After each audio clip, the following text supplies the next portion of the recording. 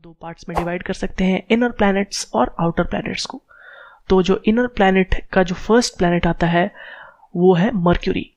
तो हम इन प्लैनेट्स को सन से जैसे जैसे दूर होते जा रहे हैं उसी ऑर्डर में पढ़ेंगे। तो जो फर्स्ट प्लैनेट आएगा वो होगा मर्क्यूरी, ठीक है। तो ये क्लोजेस्ट टू द सन है, ठीक है।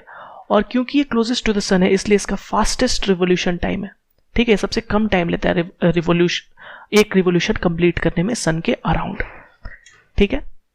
अगर सैटेलाइट्स की बात करें तो मर्क्यूरी की कोई भी सैटेलाइट्स या फिर उसकी कोई भी मून नहीं है, ठीक है। तो ये हो गए दो इंपॉर्टेंट फैक्ट्स, फास्टेस्ट रिवोल्यूशन और नो सैटेलाइट्स। इसके अलावा अगर एटमॉस्फेयर की भी बात करें तो उसके पास कोई भी एटमॉस्फेयर नहीं है, ठीक है।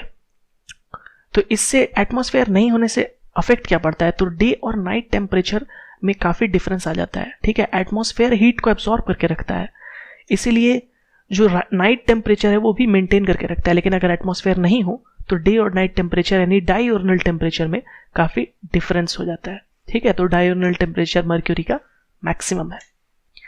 नेक्स्ट आ जाते हैं, जो सेकंड प्लैनेट है वो है वीनस। वीनस को ब्राइटेस्ट और हॉटेस्ट प्लैनेट भी कहा जाता है।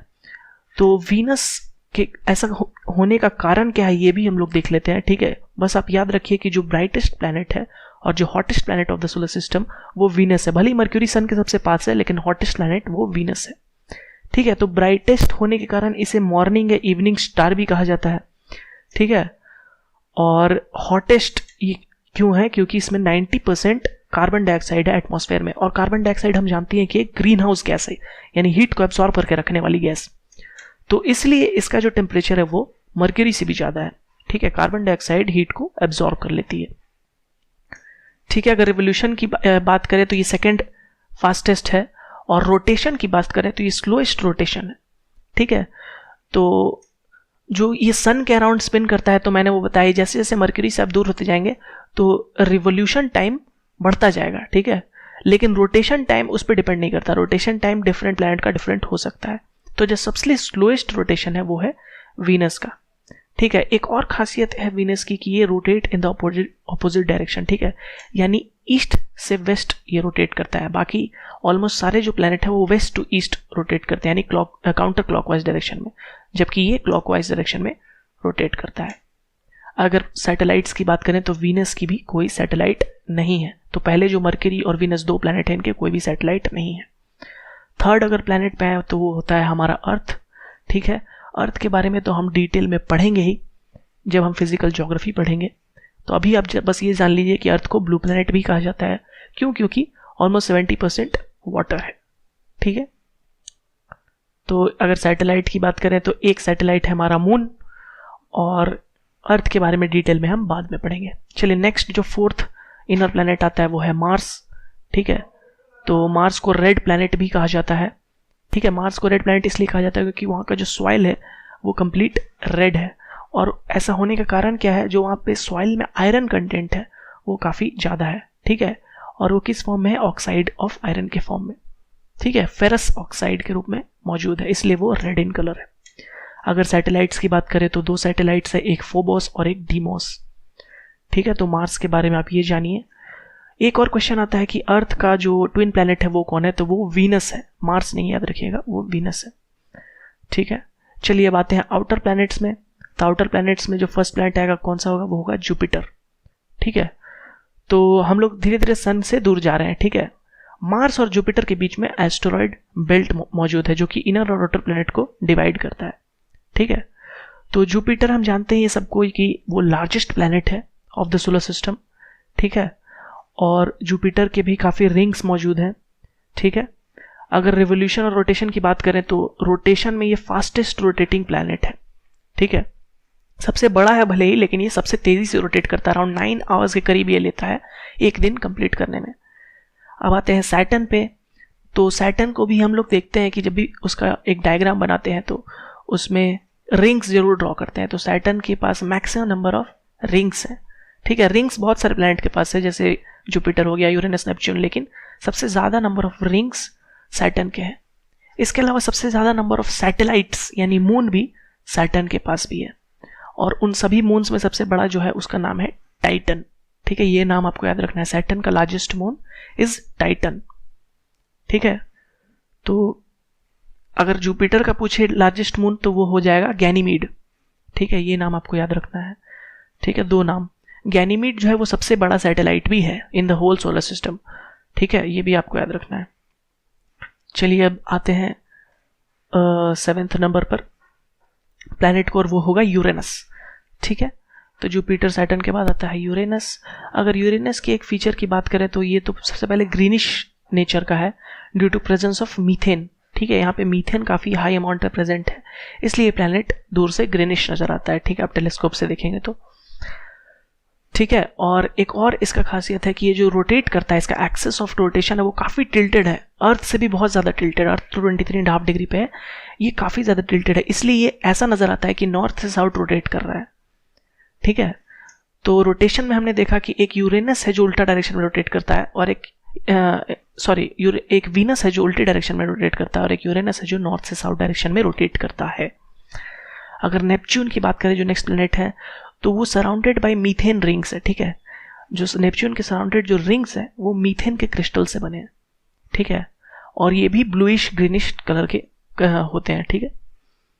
तो ये हो गए सारे इनर और आउटर प्लैनेट्स, और इनके बारे में हमने कुछ सैटेलाइट्स और रोटेशन और रिवोल्यूशन टाइम देखा।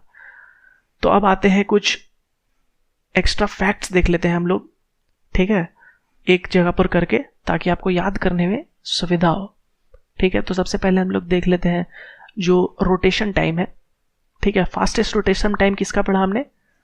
फास्टेस्ट रोटेशन टाइम पढ़ा हमने जुपिटर का, ठीक है, ये याद रख लीजिए आप। अगर स्लोएस्ट रोटेशन टाइम की बात करें तो ये किसका हुआ? तो ये हुआ वीनस का, ठीक है। तो ये दो आप याद रखिए, फास्टेस्ट रोटेशन और स्लोएस्ट रोटेशन, ठीक है।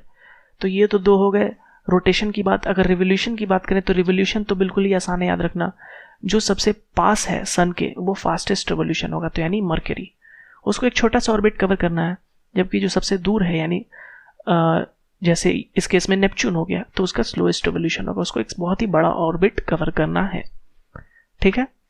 तो ये हो गया अगर रोटेशन रिवोल्यूशन की बात करें। अगर डायरेक्शन ऑफ रोटेशन की बात करें तो वीनस को हमने देखा कि वो उल्टा डायरेक्शन में रोटेट करता है, यानी ईस्ट टू वेस्ट रोटेट करता है, बाकी सारे planets almost west to east करते हैं, ठीक है, यानी क्लॉकवाइज डायरेक्शन में रोटेट करता है। अगर यूरेनस की बात करें तो हमने देखा था कि वो नॉर्थ से साउथ डायरेक्शन में रोटेट करता है, ठीक है। तो ये ऐसा क्यों? क्योंकि उसका एक्सिस काफ़ी टिल्टेड है, ठीक है।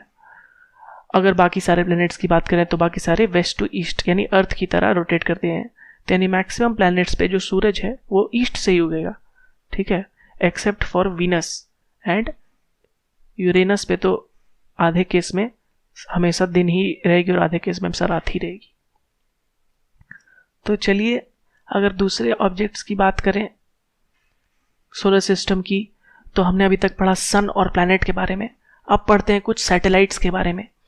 तो हमने प्लैनेट्स के साथ साथ सैटेलाइट्स भी कुछ देखते जा रहे थे, तो उनको एक बार रिवाइज कर लेते हैं। तो रिवीजन में देखते हैं, जो लार्जेस्ट था वो था गैनीमीड, जो लार्जेस्ट सैटेलाइट था, और वो किस प्लैनेट का था? जुपिटर का। अर्थ की सैटेलाइट की बात करें तो वो है मून, ये सब जानते हैं। और मैक्सिमम नंबर ऑफ सैटेलाइट्स किसका था?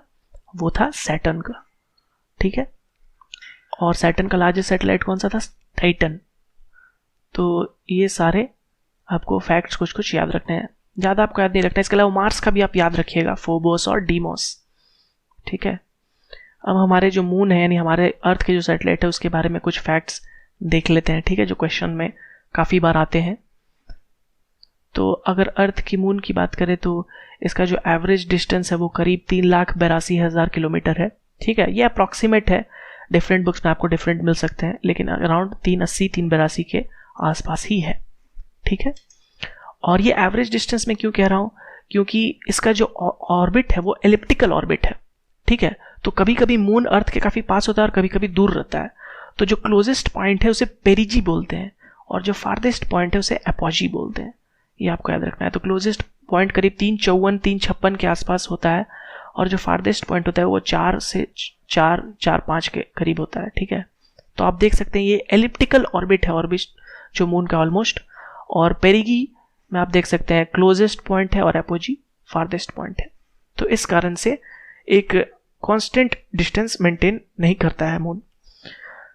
ठीक है, अगर रोटेशन और रेवोल्यूशन की बात करें तो मून का जो रोटेशन और रेवोल्यूशन टाइम है वो इक्वल है, ठीक है, और इस जो टाइम पीरियड है वो है 27 डेज 3 आवर्स, ठीक है। और यही एक कारण है जिसके कारण हमें मून का हमेशा एक ही फेस दिखाई देता है, ठीक है। अभी हम लोग सिर्फ इतना ही पढ़ते हैं। नेक्स्ट क्लास में हम लोग स्टार्ट करेंगे जो डिफरेंट और ऑब्जेक्ट से सोलर सिस्टम है और कंप्लीट करेंगे सोलर सिस्टम के सिलेबस को।